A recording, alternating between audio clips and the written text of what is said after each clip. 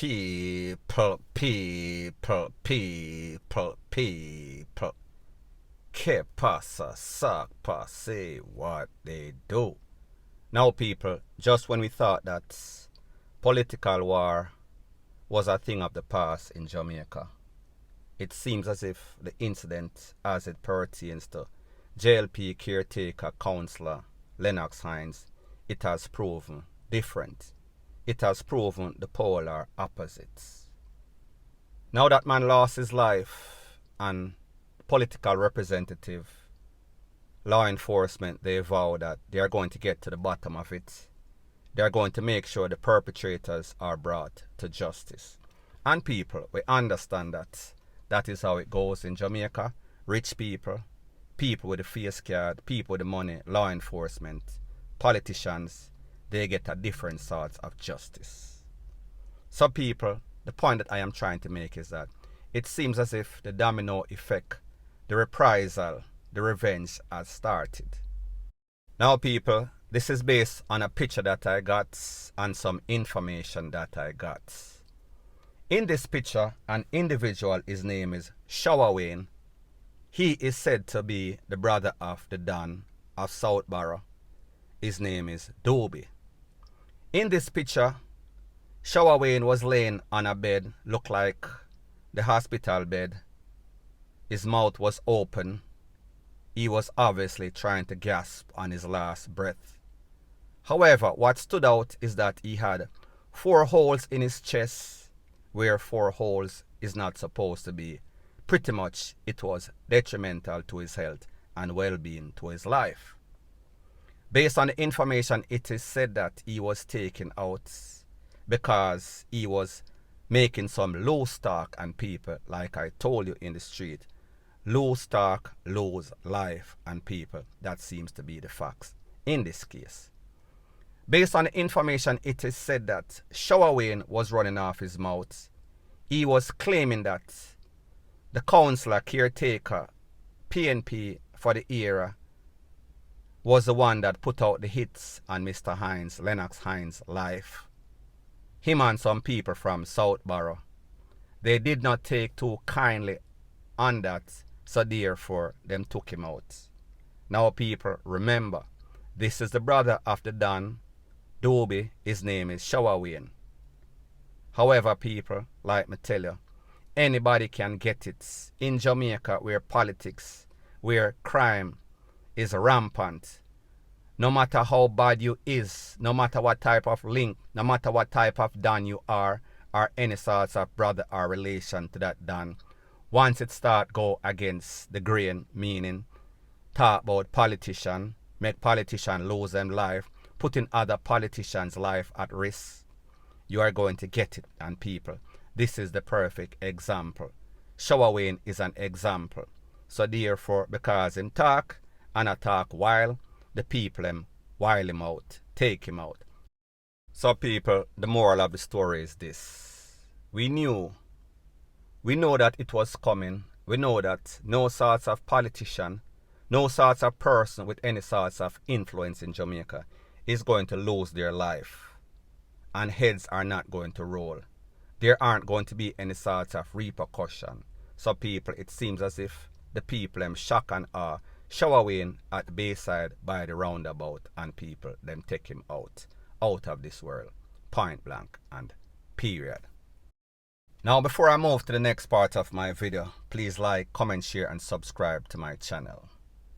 The next thing that is popping in the news is a very serious but weird way in which 2 farmers in a place called Red Ground, that is in Duncans is in Trelawney, lost their life.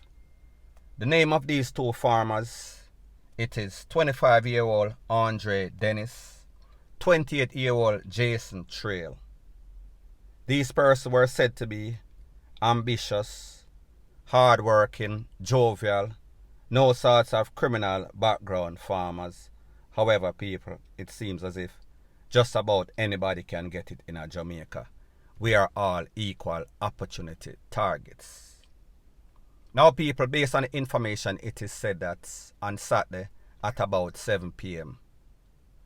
some people were enjoying themselves regular Saturday evening settings. When a white Voxy roll up, persons were looking because they are not familiar with that vehicle. It is said that some men jump out of the Voxy, dress up like soldier. However, one thing was very strange. Them have on sneakers instead of the government issued boots. Anyway, they caught the persons off guard. Them stick up the people and put them on the ground. Put everybody upon them knee, hands in the ear, you know the protocol. They then start to ask for any form of identification from these people. Them took phone, them take ID, any kind of identification. It is said that one of the gunmen then walked back to the white Voxy and he gave the identification of the people that were on their knees. They were given some sort of nod of approval, meaning that, yeah man, I them this. So people, it tells you that more than likely this was a hit. More than likely, these persons that lost their life, be it 4 other persons, 2 other persons were hit, 4 people in all, 2 did not make it. It is said that when these people got the nod of approval from the person sitting in the Voxy, that is when all HELL broke loose. That is when them start to blaze up the men that were on the ground. Pretty much, these men were taken out EXECUTION style. Pretty much, they were gone on the spot. Now people, when I listen to stuff like this, it is obvious that, listen, this is no sort of random act of violence. The fact that the men were dressed in army uniform, be it not fully clothed, meaning no sorts of boots, sneakers, that was a dead giveaway. However, when they start to ask for identification, that tells you that they came for some people and they want to make sure, they want to verify, validate that these are the person that they came for. These are the person that they were paid for. These are the person that were their intended target. So people, while them take some sorts of phone, that might be some sorts of sham. Maybe they just want to check messages in the phone if them don't have any sorts of ID. So therefore they would know that they are taking out the right set of people. Now people, when we talk about farm communities, when we talk about rural communities, when we talk about recent history of what we've seen, persons are always in all sorts of dispute over DEAD left legacy, meaning land that was left by some sorts of family member that did not leave any sorts of official will. So therefore, sister always a take with sister, brother always a take with brother, son always a take with father for something that they did not work for. However, we know, say, when it comes to communication and people, especially in these country era, it seems as if they always resort to violence whenever it comes to property, whenever it comes to DEAD left legacy. Now people like me say, nobody knows the details. Everybody is wondering, everybody is pondering. How is it that 4 people get caught up in a rural, quiet, tranquil community that is not known for this? However, people, like we see in Jamaica, nowhere, nobody, no time seems to be safe. Point blank and period.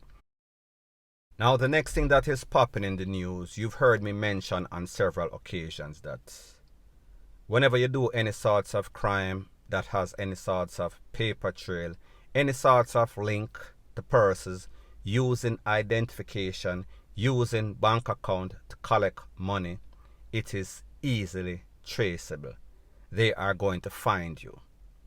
Now people, based on the information, it is said that over about 8 to 10 days, NCB, National Commercial Bank, was defrauded their customers in excess of $17 million from about 12 accounts, 12 customers or so.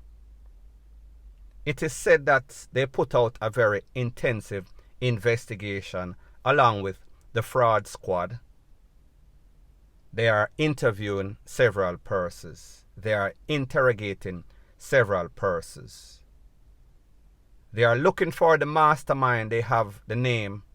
However, that person is on the run. It is said that they've also seized or frozen a couple of bank accounts. These are persons that volunteered with these criminals, these scammers in this phishing, smishing expedition to defraud the bank and its customers. NCB told you before, they don't give out any sorts of link. They don't give out any sorts of password. Nobody should call you and ask you for any sorts of password or user ID, whatever, any sorts of cookies. So people, like I told you before, whenever you do any sorts of crime that includes paper trail, be it scamming, shamming, lottery scamming, defrauding banks, and then this account goes to somebody's bank, a real person, that real person is going to be locked up. That real person is going to have his account frozen. So people, at the end of the day, like I've always said, why be penny wise to be pound foolish? Why is it that you're going to defraud millions of dollars and then you're going to get caught? You're going to lose that money in lawyer fee. You're going to end up in the big yard. So therefore, you're going to go behind square one, back at the 8 ball. People, it makes no sorts of sense. So therefore, rich today and then broke, incarcerated tomorrow. However, as long as persons are greedy, as long as persons are desperate, and as long as persons are easily manipulated, this is going to go on. However, hopefully, people will learn from the mistakes of others. Point blank and period.